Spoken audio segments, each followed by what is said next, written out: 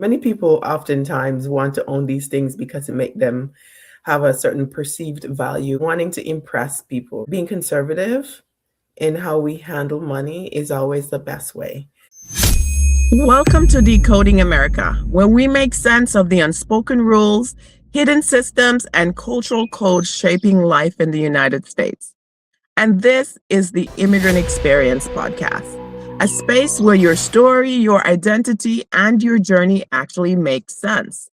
I'm Simone W. Johnson Smith, author, intercultural strategist, and podcaster.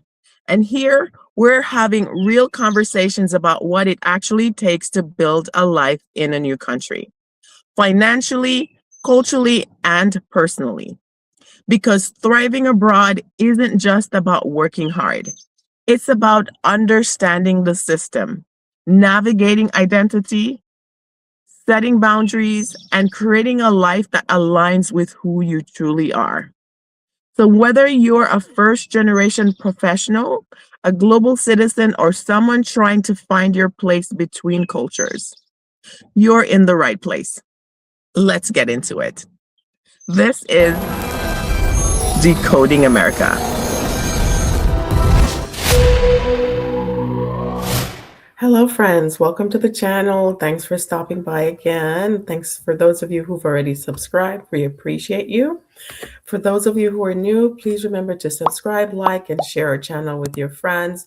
I know there's a lot of immigrants around the world, and so I am highly likely that they're going to like some of these conversations of adjustment challenges that we all go through once we leave our birth countries and try to adapt to life in a new country. So again, thanks for sharing. Today, I'm going to chat a little bit about immigrant finance and decoding the immigrant wealth code as we try to adjust to life in a new place, having careers, trying to figure out the financial system, and how to save a little bit once we take care of our personal lives, support community, support families back home or wherever they are. I'd love to share that. So recently I read a book called The Millionaire Next Door. You can check it out here. I'll insert a copy of it. It's on Amazon. So interesting. It talked about, many times people assume when you see someone driving a luxury car or live in a certain type of house or that they have a certain career, many people assume that, they're millionaires or that they've accumulated a lot of money or a lot of wealth. But the interesting thing is that the premise of this book is that these are not the people that are acquiring wealth in the US. In fact, the people who are lawyers, doctors, and are spending a lot, sending their children to private schools, driving luxury vehicles, living certain types of neighborhood, those are the people who have accumulated less wealth. You would be surprised the people who are millionaires, according to this book and the underground research, that they don't wear their money on their sleeves. And you probably have heard this, that people with money, real money, do not wear their wealth on their sleeves, right? They drive cars like Hondas. And I have a video here that I'll insert at the end of this little commentary here for you to ponder, right? We're Honda drivers. We only buy Hondas and Toyotas. Those are cars that are reliable over time and they last and are so reliable. And many people want to buy luxury cars, and a lot of times it costs much for maintenance. So much goes into, just driving a car down the road. Many people oftentimes want to own these things because it make them have a certain perceived value in front of people or friends or the Joneses, wanting to impress people, right? And so we have learned that being conservative in how we handle money is always the best way. And so we try to stay away from people who put certain sort of social pressure in order to show up a certain way. You can be a part of this circle or this group because you're driving a certain car. The social pressure that comes when you're among certain people of having to spend and do certain things just because you're a part or among certain groups of people. And so we try to avoid that, right? Because we want to be sober-minded and cautious and, think about family and legacy and not to send every dollar out the door that we brought in. It's about how much you keep, not how much you can spend, right? So there's a big thing here in the US where people just want to just spend, spend, spend. It's a consumerist economy. It's about capitalism and people spending and the dollar turning over. I get that.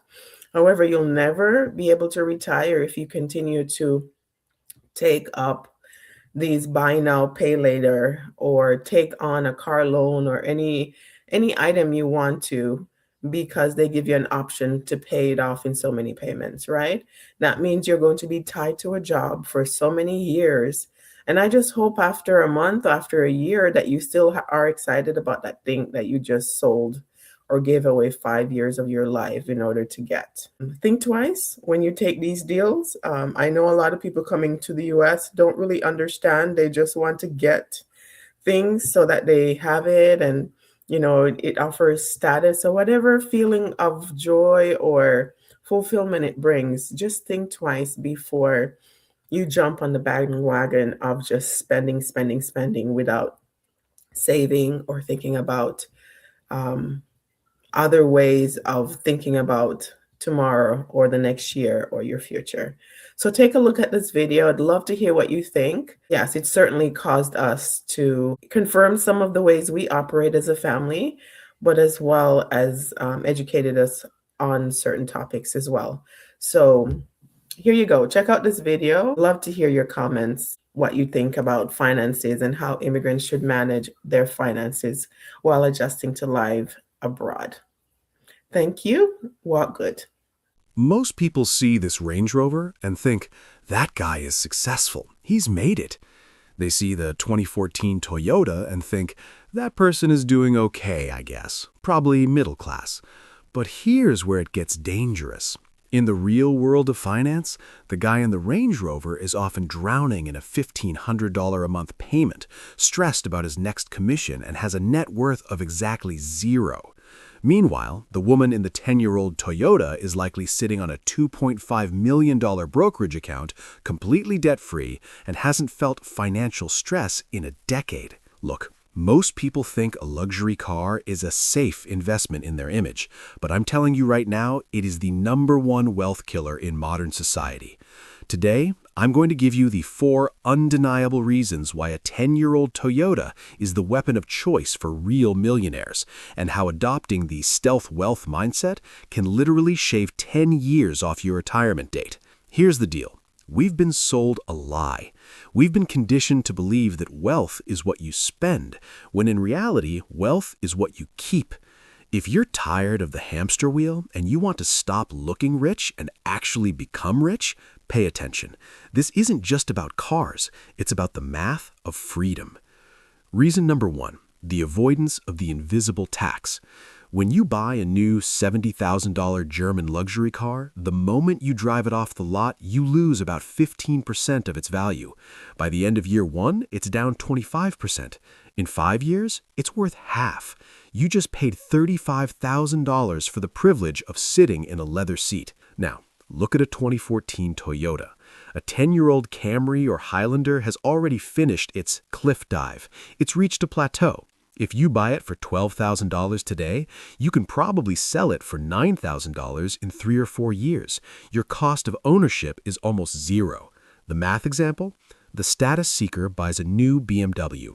Payment $1,100 a month. Over 5 years, they spend $66,000 in payments and lose $30,000 in value. The stealth wealth millionaire buys the 2014 Toyota for $12,000 cash, no payment. But this is what most people don't realize. That $1,100 a month isn't just car money. If you took that same $1,100 and put it into an S&P 500 index fund yielding 10%, in 10 years you'd have $212,000. You aren't just buying a car, you're trading $200,000 of your future for a heated steering wheel and a badge. Is that really worth it? I don't think so. Reason number 2, the reliability premium. This reason is something millionaires value more than anything else: reliability. Rich people hate wasting time. If you own a high-strung, twin-turbo European luxury car, you aren't just paying for the car. You're paying for the 3 days a year it sits in the shop waiting for a specialized sensor from Stuttgart that costs $1,800. A 2014 Toyota is statistically one of the most reliable machines ever built by humans. They are over-engineered. They are boring because they work. I have a friend, let's call him Dave. Dave is worth about $4 million. He drives a 2012 Land Cruiser. It's got 200,000 miles on it. I asked him, Dave, why don't you get the new one? He looked at me and said, Carl, I haven't opened the hood of this car for anything other than an oil change in 5 years. Why would I trade perfection for a headache just to impress people at the grocery store? That's the mindset. Millionaires don't want flashy, they want functional. Every hour you spend at a dealership lounge drinking mediocre coffee while your car gets serviced is an hour you aren't building your business or spending time with your family. Reason number 3, the ego management. When you drive a flashy car, you are wearing a target. You're signaling to your contractor that he can overcharge you. You're signaling to your neighbors that you have excess cash. You're inviting comparison. But when you drive a 10-year-old Toyota, you are invisible. You have nothing to prove. There is a massive psychological shift that happens when you stop seeking external validation. Most people are on the lifestyle creep. You buy a nice car, you get a hit of instant gratification, it lasts 3 weeks, and then you need a nicer car to feel that same high. Real millionaires have stepped off the treadmill. They realize that the greatest luxury isn't a car, it's autonomy. It's the ability to say no to a job they hate because they have 5 years of living expenses sitting in the bank instead of parked in the driveway. Reason number 4, the walk-away opportunity cost. Rich people look at every dollar as a soldier. Their goal is to send those soldiers out to capture more soldiers. If you put $50,000 into a car, those soldiers are dead. They're gone. They are depreciating. But if you drive a 2014 Toyota and keep that $50,000 in a real estate investment or a business, those soldiers are working for you 24/7 while you sleep. Now, you might be thinking, but Carl, I want to enjoy my life now. What if I die tomorrow? Listen, I'm not saying you should live in a box. I'm saying that buying a depreciating asset on credit is the fastest way to ensure you never get to enjoy the second half of your life. The average car payment in the U.S. is now over $700. If you're 25 years old and you take that $700 and invest it instead of buying a cool car, by the time you're 65, you have $3.7 million. Read that again. One cool car in your 20s literally costs you $3.7 million in retirement. That 2014 Toyota isn't cheap. It's the most profitable investment you will ever make. So, here is the stealth wealth blueprint for you today.